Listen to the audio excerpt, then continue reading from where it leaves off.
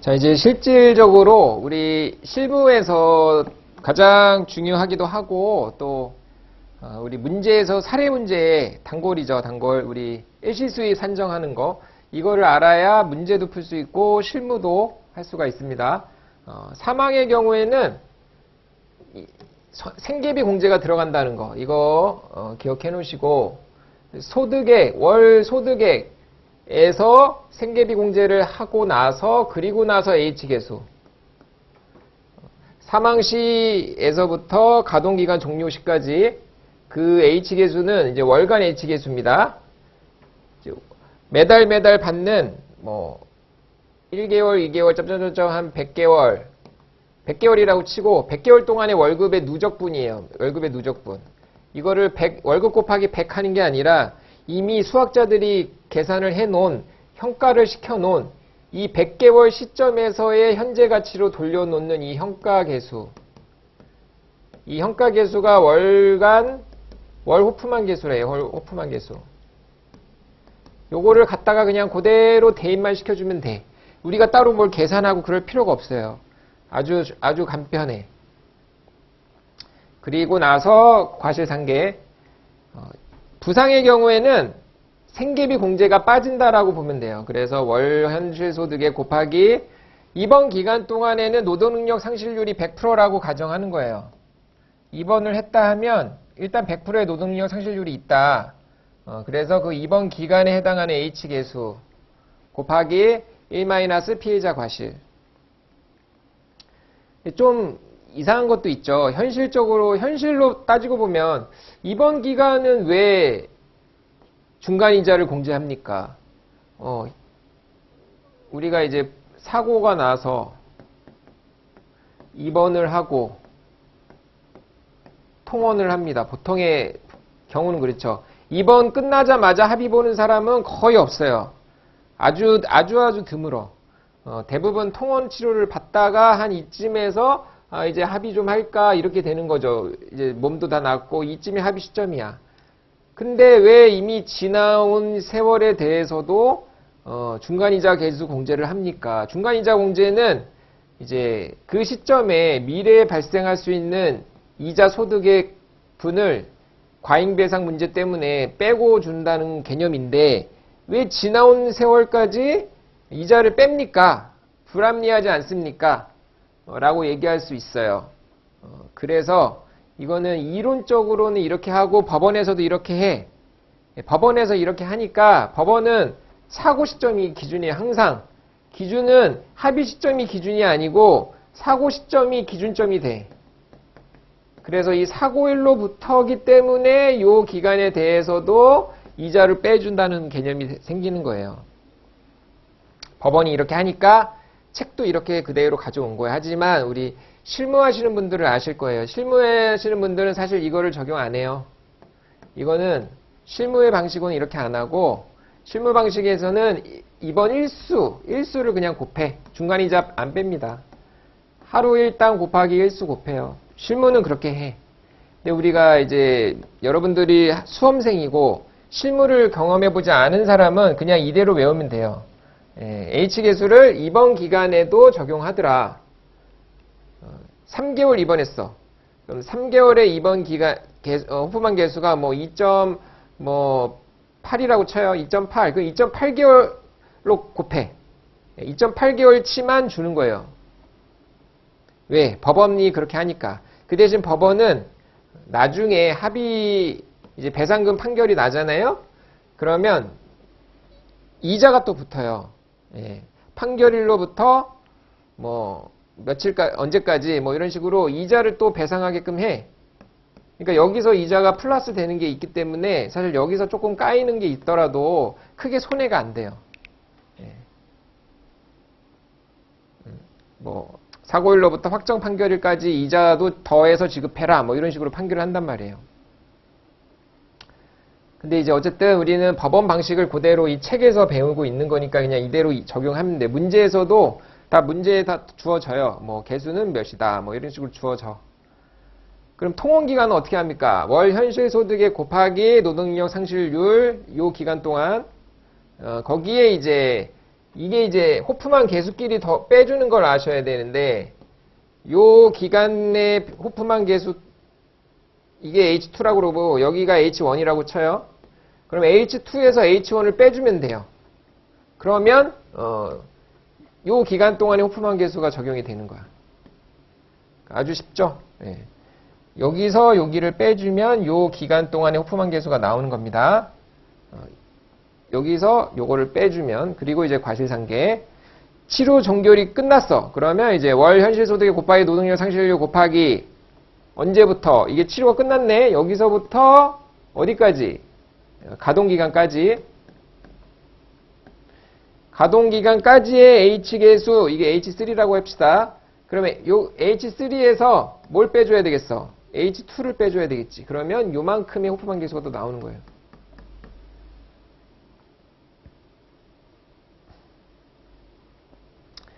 우리가 이제 수학자나 통계학자 되실 관심이 있으신 분들은 직접 한번 해보세요. 시뮬레이션 돌려보세요. 근데 그게 아니신 우리 일반인 수험생분들은 여기 개수에서 개수 빼면 되는구나 이해하고 넘어가시면 돼. 요거를 원리를 파악하고 검증하려고 들면 골 아파요. 우리가 통계학 시간이 아니잖아요. 골 아파. 그냥 수학자들이 이렇게 계산해 놓은 거를 개수끼리 빼면 이 중간이 나오는구나. 이렇게 이해하고 넘어가시면 돼요. 그러면 아주 속 편해. 치료 종결 후 가동기간까지는 이렇게 하고, 그 다음에 기대여명이 단축되는 경우가 있어요. 예를 들어서 기대여명이 원래는 여기까지가 기대여명이어야 되는데 이 사람의 기대여명이 여기로 단축이 됐네. 여기로 기대여명이 단축이 됐어요. 그러면 여기서부터 여기까지는 사망 시점으로 보는 거예요. 사망. 그래서 현실소득에 곱하기 노동력 상실률 곱하기 여명 단축 전까지의 H계수. 여기까지가 여명 단축 전까지겠죠. 여기까지는 이제 여명 단축 전까지야. 그러면 여기까지는 이제 그냥 그대로 구하고, 그 다음에 여명 단축 기간 이후,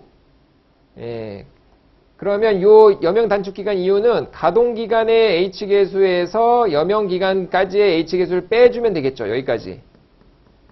가동기간의 H계수에서 여명 단축 전까지의 H계수를 빼면 이제 이 사람은 사망을 했다라고 보는 거예요. 여명이 지났잖아.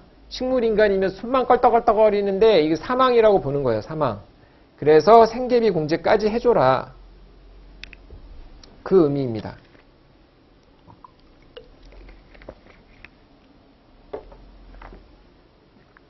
이제 한번 사례를 보겠습니다. 갑은 건물 안에서 넘어져 부상을 입었다. 건물 바닥을 제대로 청소하지 않아 미끄러지면서 노동인력 상실률 20%의 영구장애가 생겼다. 일시수입액을 구하시오. 입원 기간은 12개월, 통원 기간은 12개월. 입원 기간은 12개월. 통원 기간도 12개월. 입통.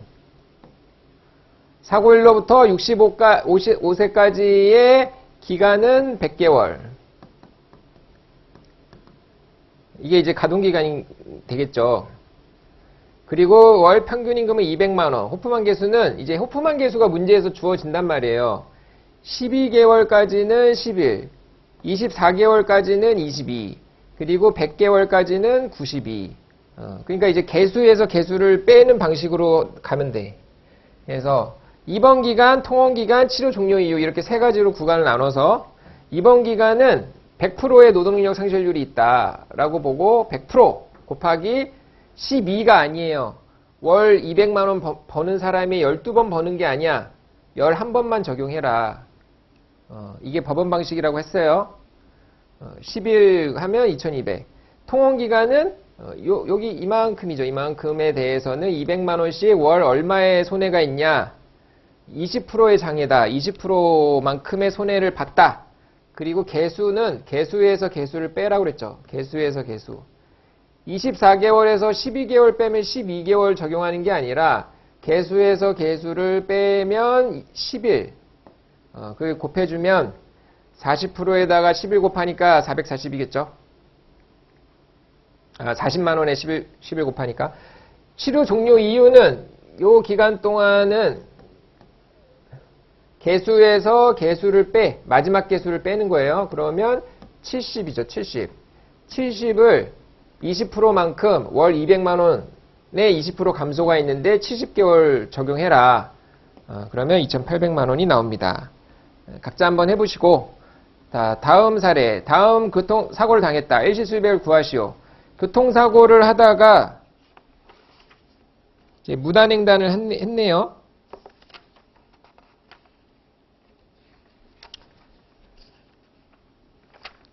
교통사고로 인해서 무단횡단을 했는데 이 사람의 과실은 50%다. 생년월일 2020년 1월 1일이고 사고월일은 2020년 1월 1일이다.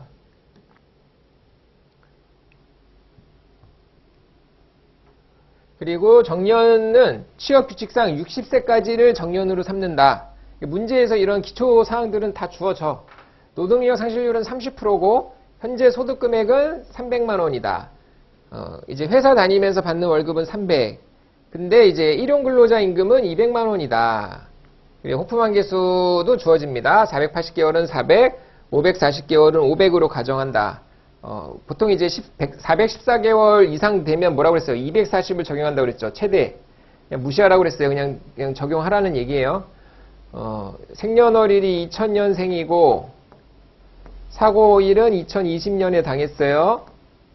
그리고 취업규칙상 이제 60세가 되는 때가 이제 정년인 거고, 가동기간이 60세. 이제 호프만 계수가 2000년도생이 2020년도에 사고를 당했으니까 20년이죠, 20년. 20년 곱하기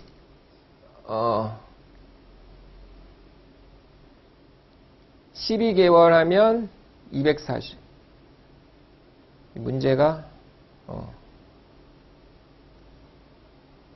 그렇죠. 여기는 이제 60세니까 2060년이 되겠죠. 2060년. 그래서 정년에서 사고일을 빼면, 정년에서 사고일 기준이니까 이제 40년이 되겠죠. 40년. 예, 요 기간은 40년. 그런데 이제 40년에 호프만 계수는 400을 적용해라.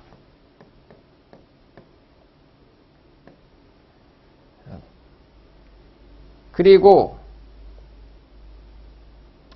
보겠습니다.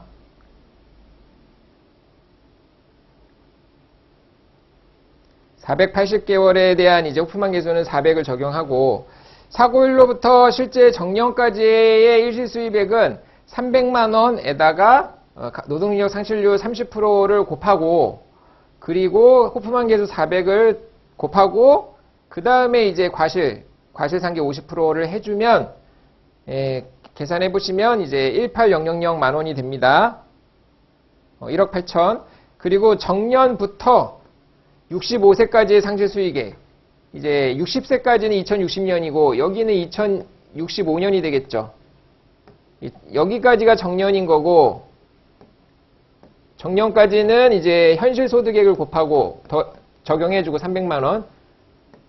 정년 이후부터 가동기간까지는 일용근로자 임금 200만 원을 적용해라. 그리고 계수는 여기서부터 여기를 빼야 되니까 이제 65년은 540개월이 되겠죠. 540개월은 500으로 가정하는 거니까.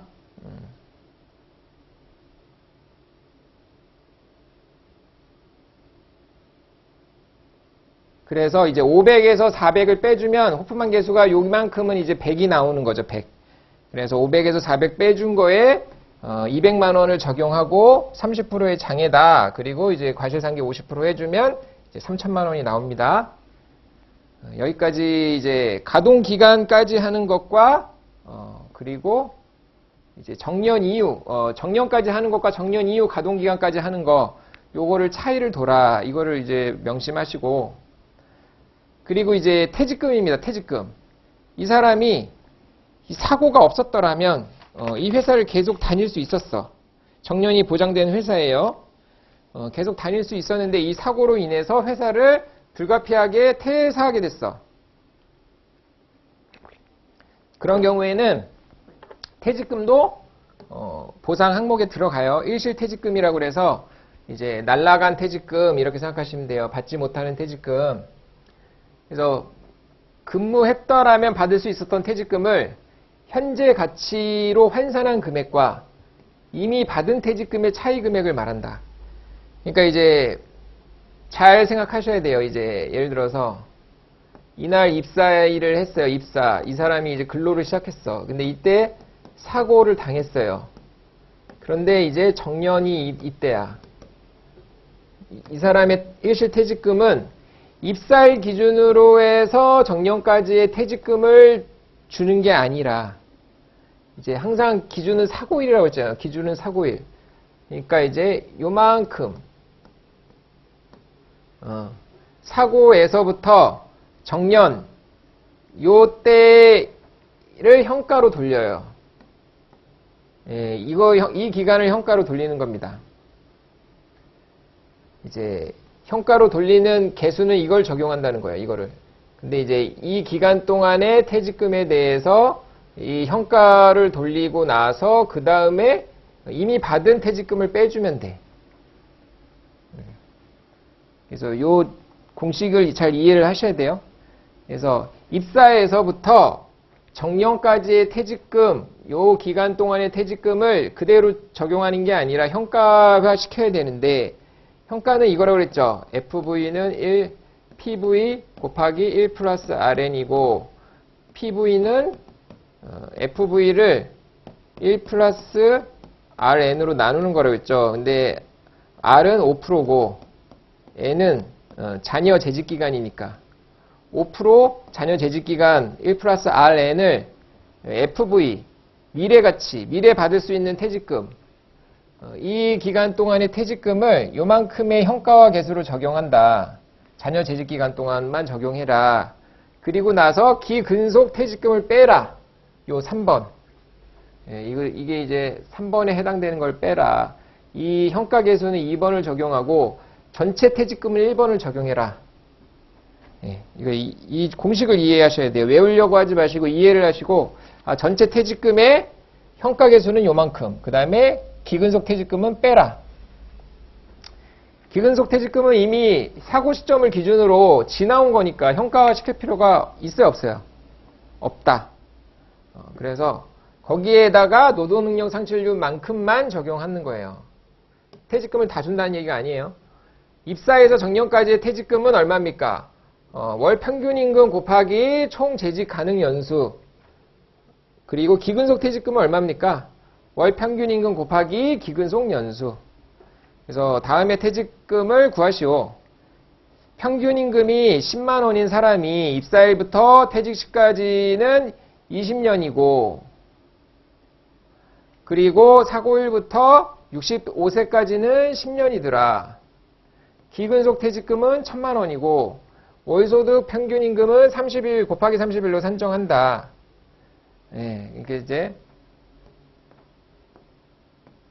입사를 해서 사고를 당했고, 그리고 퇴직을 65세까지가 퇴직으로 보는 거예요. 퇴직. 그래서 월 평균임금이 10만 원인데 월임금은 곱하기 30하라고 그랬으니까 300이죠. 300만 원의 소득을 20년 동안 퇴직을 하려면 65세니까 이 사람 지금 몇 살입니까? 퇴직까지 20년 남았다고 주어졌네요. 그러니까 20년 남았으니까 정상적이라면 300만 원씩 20년 받아야 돼. 그러니까 6천만 원이죠. 6천만 원을 받을 수 있는 사람인데 요 기간 동안의 현가 개수를 적용해야 되잖아요. 1 플러스 R 5% 곱하기 잔여 재직 기간 10년. 사고일로부터 65세까지 10년 남았다고 그랬잖아. 10년. 1 플러스 R 10년 곱하고 그거를 6천만 원을 나눠. 그러면 이게 4천만 원이 나옵니다. 각자 해보세요, 계산. 각자 해보시고 기근속 퇴직금을 빼줘야 돼. 이미 받은 퇴직금. 입사에서부터 사고일로까지 300만 원씩 기근속 퇴직금 1,000만 원으로 적용하라고 주어졌으니까 이거 1,000만 원. 1,000만 원 빼줘. 그러면 이제 3,000만 원이 나옵니다. 각자 해보시고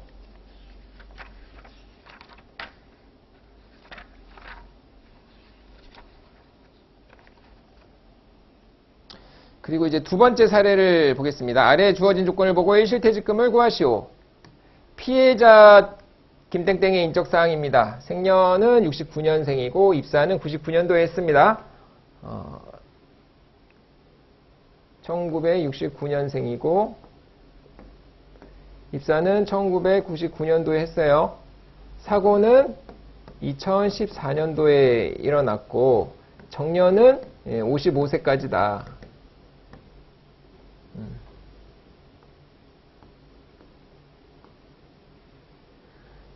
그래서 피해자 과실률은 20%고 일실퇴직금 산정시 현가율은 1 플러스 R n분의 1이다. 이 현가율.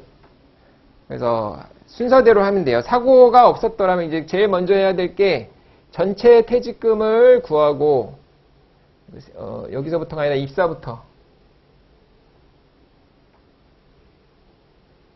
입사 일자부터 정년까지의 퇴직금을 구하고 요만큼의 현가계수를 적용하고 그 다음에 기근속 퇴직금을 빼라. 이렇게 순서가 요거예요.